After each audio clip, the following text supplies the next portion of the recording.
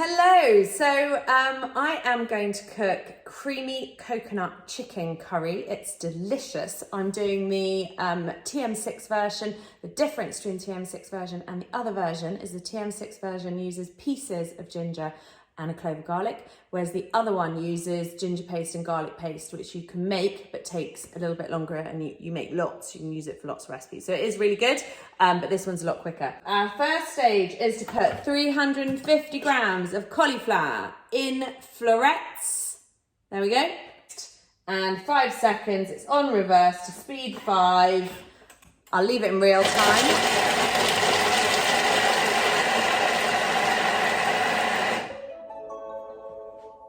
Okay, and then we transfer that to the Aroma dish and we repeat that again. So you've got 2 lots. Clean and dry mixing bowl, and then we get started on the actual curry.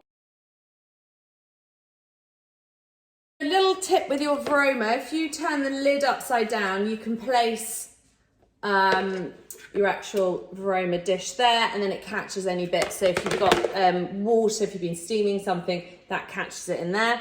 And then make sure that you leave some holes to let the steam through to steam your cauliflower, okay? So we've got our cauliflower rice made. It took 5 seconds. You can do that with broccoli or cauliflower. It's much healthier alternative to rice, and it tastes pretty similar. So that's there. We're going to put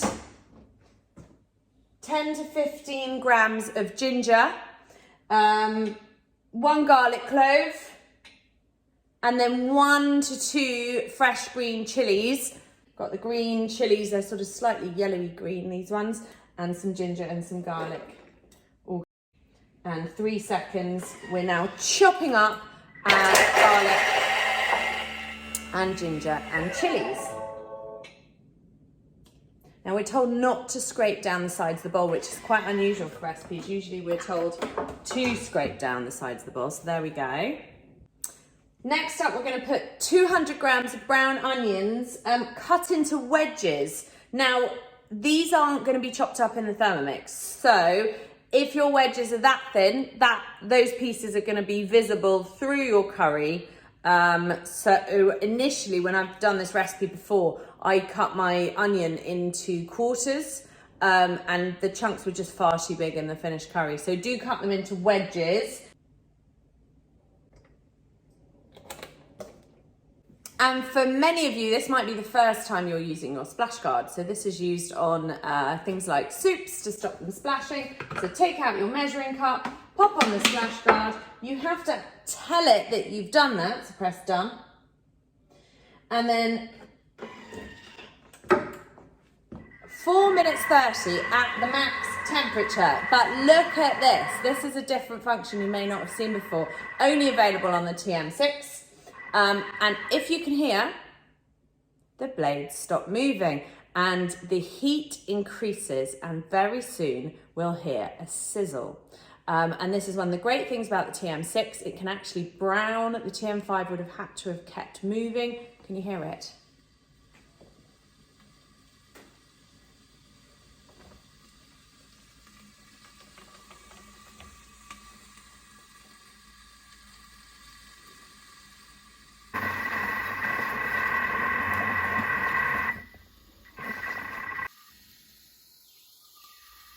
So now we're going to add 90 grams of tandoori paste can you see the onion? So what I was talking about, the onion size, that's then going to be visible through your curry. So it's important you don't cut them too big. So 90 grams of tandoori paste, and this is the one that I made, so you can see it in there. 30 grams of tomato paste. 100 grams of water. Now you can use your measuring cup because this does measure 50 and 100 grams. 20 grams of almond meal, which is just ground almonds, so you can do that in your Thermomix. You can grind them before you start the recipe. And then 500 grams of skinless, boneless chicken thighs, cut into pieces approximately 3 centimeters each piece. If you use breast, it will shred it. So my chicken thighs in there. And you're going to put the Varoma on top. Take out your measuring cup and it sits on top like that. And then you make sure your lid is secured on top, okay? So it's set for Varoma temperature, speed 1, and it's on reverse, so it shouldn't chop down the thigh. If you're using breast, it will shred the chicken breast, and you'll get shredded chicken, which is still tasty, but isn't what we're after here. So that's why it's on reverse. And we'll come back in just over 7 minutes. Now we have to transfer our cauliflower rice into a bowl to keep it warm while we continue with the rest of the recipe. So using my lid, you can see all the steam coming off there. I'm gonna just do that so it catches the drips. It's cauliflower rice. 90 grams of coconut cream is going into our curry. Show you what it's looking like now. There we go. Then we put the measuring cup back into the lid.